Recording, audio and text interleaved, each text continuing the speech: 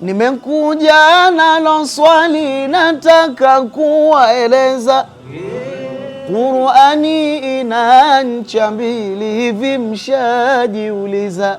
Je, wajua Qur'ani ina ncha mbili? Ndiyo, moja ipo katika mkono wa Allah Jalla fi'ala subhanahu wa ta'ala, na nyingine ipo katika mkono wako.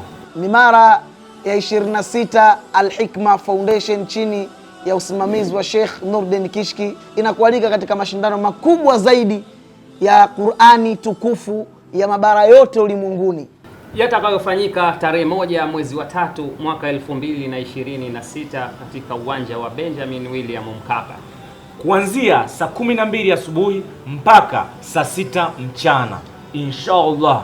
Kwa pamoja tunasema ncha kwa ncha, bega kwa bega, mikono kwa mkono, miguu kwa miguu, mpaka kwa Mkapa. Ni bure kabisa. Shika ncha yako na shika ncha yangu.